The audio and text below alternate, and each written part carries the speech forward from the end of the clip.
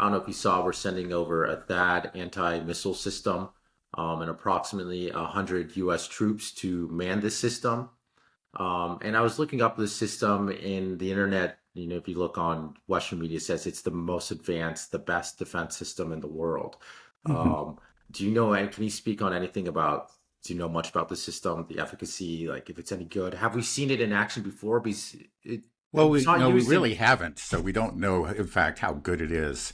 I mean, you can say how good the Russian systems are because they've been tested and they've Mhm. proved their worth. You know, especially after the Russians are given some time to kind of figure out the missiles that are directed against them, and shown that they with very well over 50%, approaching like 90% or better if they're able to knock these missiles out of the sky. But we don't know. I mean, it's that's all theoretical. Well, why I'm sure that's hasn't what the weapons manufacturers claim it, but we'll find out. Maybe it's really quite good, but I'm sure it's very expensive. If everything we know about the American MIC is that their weapon systems, they're sometimes quite good, but they're always very expensive, and the production capacity for them is going to be very limited. So, how many interceptors can they actually supply? I doubt very many. Well, why haven't we seen this system in use before? Why wasn't it ever sent to Ukraine if it's supposed to be such a good air defense system and they Well, haven't really I'm tested guessing it? they just don't have very many of them. That's my guess. But Israel is a top Israel gets the priority. best. Yeah, and if Israel starts making a fuss, they know, okay, we better do it, or else there's going to be hell to pay back in the U.S. Mm. Israel has its lobby back there, and they can make things happen. So they got the system. The Ukrainians didn't. That's not a surprise to me. But yeah, the fact that they didn't give any to the Ukrainians just tells me they probably don't have very many.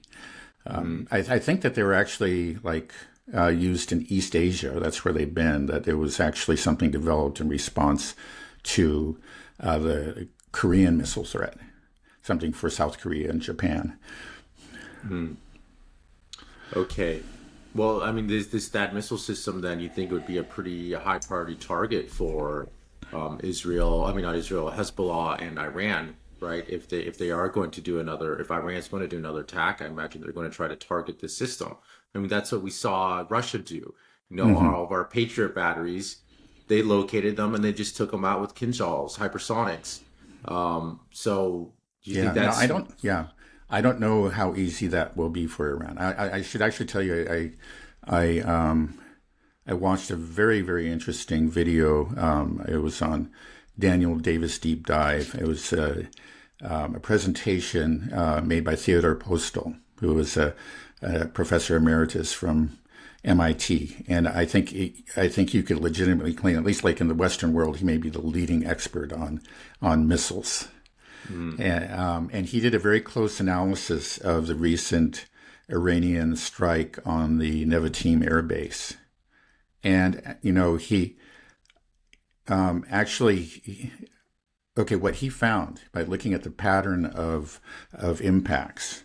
Now, he stresses that this isn't proof, but, at a high level of statistical probability, those these were Russian, not Russian, but Iranian ballistic missiles, and they had an accuracy of what's called 1.1 kilometer CEP. It's a diameter. It's essentially, if I understand this correctly, it's the diameter of the circle in which you can have with above average confidence that your missile will strike. So that's actually not very precise because he's just looking at the impact distribution and it looked random within more or less that diameter. It's actually spread out over maybe 2 kilometers, and that's about the size of the airbase. So the airbase was in fact struck like 32 times. That's correct, but it seems to be a random pattern within there. Now some shelters were hit directly, but that was just probably chance, is what he argues, and then other facilities. So clearly they did do some damage. But it seems that their ballistic missiles are not, they're fairly accurate, but they're not really precise. So it's really unlikely that they could take out, a launcher, for example. If they got lucky, they might, or if they just send enough missiles at it, they probably hit it. But but they don't have that level of precision. Now, he said now the Russians appear to have it, like with the Kinzhal, which is a hypersonic ballistic missile. It's accurate within 10 meters or something. Now, again, this is not to say that the Iranians have a low level of technology. It's actually extremely difficult. The way a ballistic missile works, it's like a bullet. It's fired, it's launched, and then at some point, it actually starts coasting. It just, the trajectory is set after the launch, and it just coasts in. So you has to be extremely precise. The speed and the height and the trajectory. All those things have to be precise within just extremely small percentages. So the fact that they do have this 1.1 kilometers is actually quite an achievement, but it's not, but they can't take out very specific facilities with any degree of confidence. That's what he argued. And I think, again, that we've heard all kinds of theories, but if you want to go to somebody who's truly authoritative, this is the guy. I think he knows what he's talking about. He said that now Iran does have missiles that are extremely accurate, like within 10 meters, but they're cruise missiles. And they also have some advanced drones that can do that. Now, these are slower moving, more likely to be shot down, but he says he believes they have them in sufficient numbers so that they can overwhelm a system. So if they really do want to take out a target, they could do it with their, a swarm of drones and or cruise missiles. Again, because with a cruise missile or a drone, you can always correct the flight path, all the way up to the last 100 meters or so. And that's why you can achieve tremendous accuracy, but they're slower moving. Now, he said, with these ballistic missiles, it's true that basically none of them were intercepted. The Israelis didn't even try all that hard. And they, where they tried, they almost always missed. So that's one advantage. You can see how these ballistic missils could be very useful for certain kinds of targets where you have a target-rich environment. Let's say, I'm just thinking I don't know for sure, but I would think like an oil refinery where there's just a lot of things, structures packed together. And, if you send 50 ballistic missiles at their oil refinery, you're going to do a huge amount of damage. It would be better if you could precisely target specific tanks or whatever, but you don't have to. It seems to me you can still do a lot. So anyway, that's a long-winded answer, but I thought it was important for us to bring this up about Iran's capabilities. It would be difficult for them to take out, if he's right, and I think he probably is, it would be quite difficult for them to take out, let's say, specific THAAD launchers. Well, something I would want to hear Postal explain is how they took out the Mossad building in Tel Aviv, because you're talking about if it's a scatter shot within 1 to 2 kilometers, you fire a missile into Tel Aviv and it's coming down through skyscrapers, you're gonna hit something. But I saw the footage, you saw footage. Clearly they hit, and it sounds like they hit their target. They say no casualties, so right. How would you fire a ballistic missile into Tel Aviv if you're saying it's not that accurate? It's got to be accurate if you're just trying to hit something. Well, that's true. Tel Aviv. That's a good point. One thing is he said, they have different kinds of ballistic missiles, and so maybe they do have a few that have achieved this high precision, but they use it sparingly, and we just don't know how many. That's a very good point. He said, even within, another possibility is we're looking at the air base, and I know what Simplicius the thinker came up with this too. One explanation for why there may be a lot of impacts in just empty ground, essentially wasted impacts.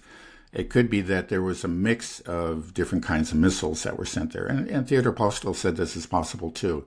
There may be a certain number of older, less accurate that were mixed in there just simply to overwhelm the air defenses, and so that's maybe what you're saying. Looking at the videos, he didn't see that, but the video evidence, is very helpful, but it's not definitive. So that's a possibility. Maybe, that they clearly do have a range of different kinds of ballistic missiles, and some of them may be extremely accurate. Yeah, I had heard that story too. I think that I think a radar facility was taken out, and that again suggests that they do have some highly accurate missiles within their arsenal. So that's, this is something. I guess we'll just learn as this goes ahead. But yeah, he's thinking, even in spite of his analysis of that attack of the Nevatim air base, he said, that Israel's in real trouble if they decided to pick a fight with Iran. Iran does have a lot of long-range weapons that they use, and Israel is much more limited. They have their aircraft, but they have to get all the way over there. They have to be refueled. And aircraft, F-35s and F-16s are very vulnerable to air defense systems. We don't know if they have S-400s. There's, I guess some reports recently saying that Iran doesn't have the S-400s. But if they have S-300s, S-300s have demonstrated to be very, they're the oldest system, but they have demonstrated their worth in Ukraine. I mean, the Russians themselves had to be very, very careful about, penetrating Ukrainian airspace because of the many S-300 systems that Ukraine had. Iran has some of its own, which, again, these air defense systems tend to be particularly effective against aircraft. So it won't be easy for Israel to, inflict serious damage on Iran. Well, another thing that worries me a little bit is, okay, we're sending these 100 American troops now we're actually sending U.S. troops are now on the ground or going to be on the ground in Israel.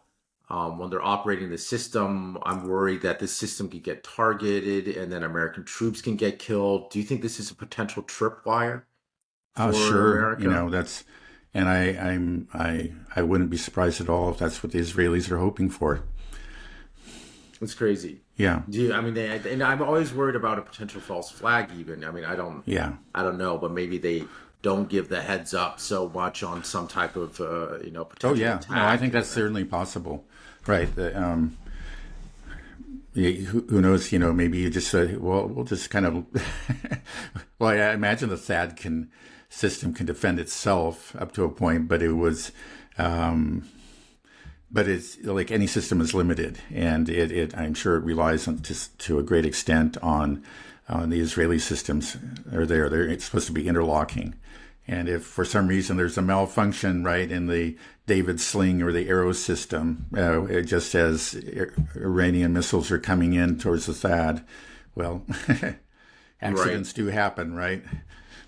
Well, another thing that makes me wonder is we gave Israel, all these military aid packages 2 weeks ago. We gave them 8.7 billion, and then we send a THAAD system. This isn't part of that package, right? So we just gave them 1.7 billion, but now we're just going over with our super state-of-the-art expensive equipment that we didn't even send to Ukraine because I don't know how much this thing costs, but if a Patriot battery costs over $1 billion, that's the THAAD is upward of that.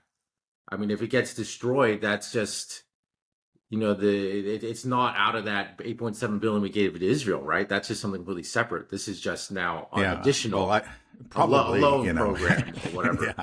Yeah. As far as I know, it's additional. There just seems to be the sky's the limit. That we're constantly sending money. Supposedly within budget, but who knows? I'm just trying to think of more things to get upset about.